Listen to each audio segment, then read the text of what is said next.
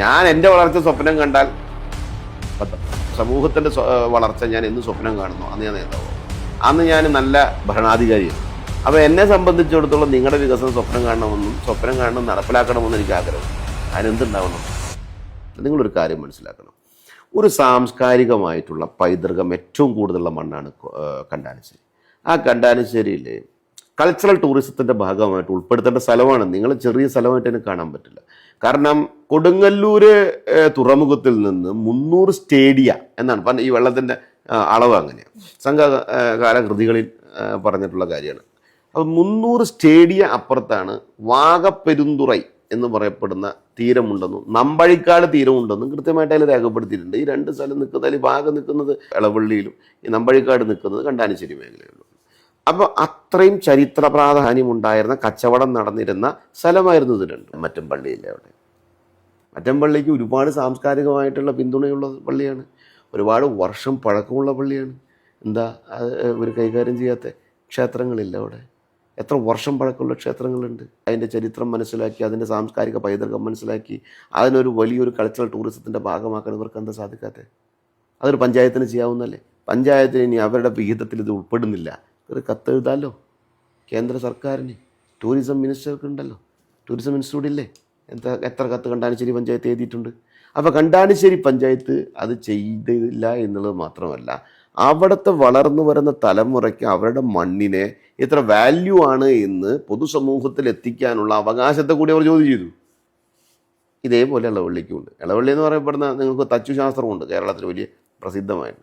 ഈ തച്ചുശാസ്ത്രത്തിൽ ഒരു വിഭാഗത്തിന് വലിയ വാല്യൂ ഉണ്ട്. അതിലേറ്റവും കൂടുതൽ ആളുകളുള്ള പഞ്ചായത്തിന് ഇളവള്ളി.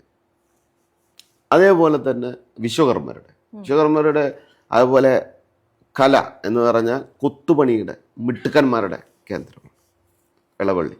നിങ്ങൾ ചെറുതായിട്ട് കാണാൻ സാധിക്കില്ല. കേരളത്തിലെ തച്ചുശാസ്ത്ര മേഖല, കേരളത്തിലെ കൊത്തു പണികളുടെ മേഖല, ആശാരി വിഭാഗങ്ങളുടെ പ്രവർത്തന മേഖല, ഇതിൻ്റെ വലിയൊരു ആളുകളുടെ സംഘമുള്ള സ്ഥലമാണ് ഇളവള്ളി. അത്രയും ദൈവികമായ മണ്ണാണ്. അവിടെ പരക്കാട് എന്ന് പറയപ്പെടുന്ന സ്ഥലത്തൊക്കെ അവിടുത്തെ കുടിവെള്ളം പോലെ ഏറ്റവും ശുദ്ധമായിട്ടുള്ള വെള്ളം എന്നുള്ള പല റിപ്പോർട്ടുകളുള്ള സ്ഥലമാണ്.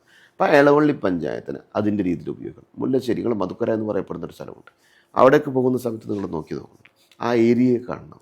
അവിടെ ടൂറിസത്തിൻ്റെ ഡെവലപ്മെൻറ്റിന് ഒപ്പം തന്നെ പ്രകൃതിയെ സംരക്ഷിച്ചുകൊണ്ടുള്ള ടൂറിസം ഡെവലപ്മെൻറ്റിന് സാധ്യതയുണ്ട്. ഇതേപോലെ വെങ്കിടങ്ങിന് സാധ്യതയുണ്ട്. ഇതേപോലെ തന്നെ എല്ലാ സ്ഥലങ്ങളിലും ഇത്രയും സാധ്യതകളൊരു മേഖലയുണ്ടായിട്ട് ആ സാധ്യതകൾ തിരിച്ചറിയാൻ ഈ പഞ്ചായത്തുകാർക്ക് സാധിച്ചാൽ ഇവർക്ക് അവിടേക്ക് പോകാൻ റോഡ് ഉണ്ടാക്കാനുള്ള പ്രാപ്തിയില്ലാത്തവരാണ്, ഇവർക്ക് വെള്ളം കൊടുക്കാൻ കഴിവില്ലാത്തവരാണ്. അപ്പോൾ പിന്നെ അവർക്ക് എങ്ങനെയാണ് നാളെയുടെ തലമുറയ്ക്ക് വികസനം കൊടുക്കാൻ സാധിക്കുക? അവിടെ 10 റുപ്യ വരുമാനം വരുന്ന ടൂറിസം കൊണ്ടുവരാൻ സാധിക്കുക? മണ്ണിൻ്റെ വാല്യൂ അറിഞ്ഞുകൊണ്ട് അതിന് വേണ്ടുന്ന വികസനം നടത്താൻ അവർക്ക് സാധിക്കുക?